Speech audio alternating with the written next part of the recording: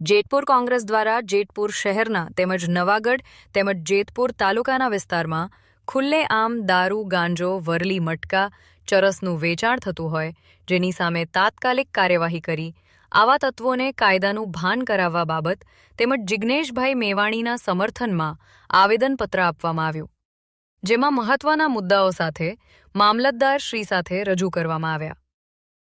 Reporter Chirag Solanki, Jetpur.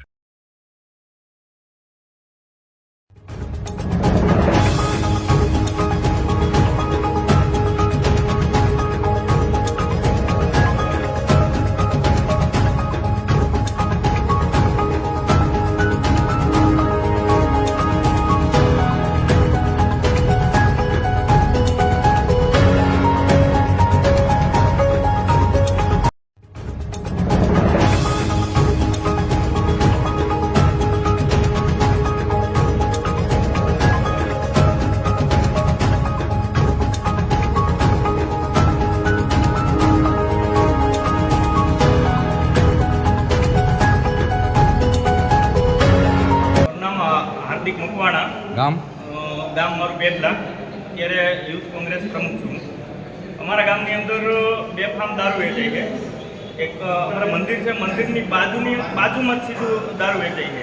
અને શેરીએ ગલી આમ જોઈએ તો 4-5 જગ્યાએ અમારા ગામની અંદર દારૂ વેચાય છે. અને 20 યુવાનો, અત્યાર લગીનમાં 20 યુવાનો જે સગીર વયના, એમાં ઘણા સગીર વયના હોતી હતા, એવા મૃત્યુ પામ્યા છે.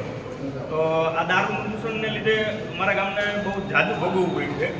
અને હવે આ બધું ચાલશે ને એ બંધ કરે, સુરક્ષા માટે દીકરીઓ માટે દારૂ પીતી આમ રસ્તામાં પીતી અને ફરી ફટા જાય, નાયલા જાય છે, એટલે સુરક્ષા માટે અમે આવ્યા છીએ કે આ બધું બંધ કરો. ડ્રગ્સ, દારૂ, ગાંજો જીવ હોય એ બધું બંધ કરો. અમે આવ્યા છીએ અહીંયા સુરક્ષા માટે. તો એના અધિકારીને આદેશ કરવામાં આવે કાયમી માટે દારૂબંધી કરવામાં આવે, એટલા માટે હવે આવેદન અમલદર્શની આપે છે. બેન, તમે એક વિડીયો બતાવતા હતા, શું હતો વિડીયો? ખુલ્લેઆમ અત્યારે વેચાય છે. છોકરા સરકારી નવાગઢ પછાત એરિયામાં, વોર્ડ નંબર 2 માં, ત્યાં પછાત એરિયાની અંદર 2 નંબરની સ્કૂલ આવે છે, 12 નંબરની શાળામાં અત્યારે ખુલ્લેઆમ દારૂ વેચાય છે. અને ત્યાં પણ તમે જો છોકરા મળતા હોય તો દારૂની અંદર ઘરી પીને નીકળી જાય છે. તો એવી પરિસ્થિતિમાં છોકરા કેમ ભણે? અને શું નામ? મારું નામ છે સિંગલ કુશલ દિલસુખભાઈ, ગામ જૂની સાંકળી, તાલુકો જેતપુર. શું રજૂઆત?